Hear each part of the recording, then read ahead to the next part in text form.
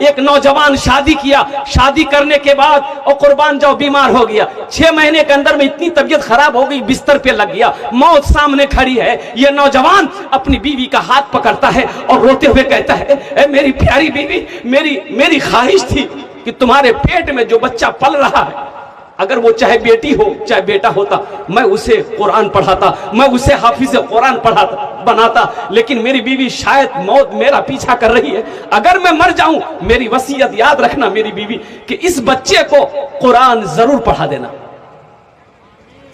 قرآن ضرور پڑھا دینا۔ نوجوان موت آئی، نوجوان مر گیا۔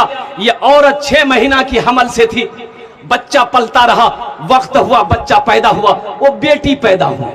سبحان اللہ بولا دا ماشاءاللہ، بیٹی پیدا ہوئی۔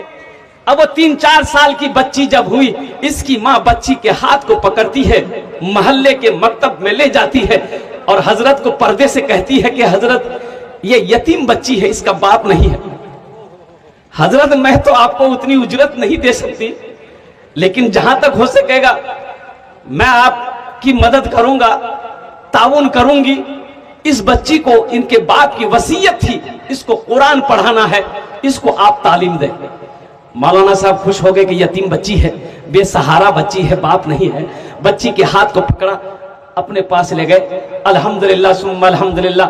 اور قربان جاؤ، جانتے ہو وہ نوجوان جو مرا نا، وہ عذاب قبر میں مبتلا تھا، قبر میں عذاب ہو رہا تھا، فرشتے عذاب دے رہے تھے قبر میں۔ اب یہ چھوٹی سی 4 سال کی 5 سال کی بچی ہے، حضرت نے کہا کہ بیٹا پڑھو بسم اللہ الرحمن الرحیم، اور قربان جاؤ یہ چھوٹی سی بچی تتلی زبان سے بسم اللہ الرحمن الرحیم پڑھی۔ پڑھنا تھا، اللہ نے اعلان کیا قبر کے فرشتوں سے، عذاب کے فرشتوں سے کہ روکو، عذاب کو روکو، عذاب روکو۔ تو فرشتوں نے کہا کہ یا اللہ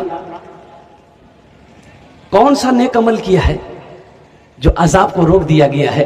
تو میرے اللہ نے کہا میرے فرشتوں، دنیا میں اس کی اولاد نے میری تعریف کی ہے، میری حمد و ثنا کی ہے، اس لیے مجھے شرم آتی ہے کہ دنیا میں جس کی اولاد میری تعریف کرے، قبر میں اس کے ماں باپ کو عذاب دوں، اس کے عذاب کو ہٹا۔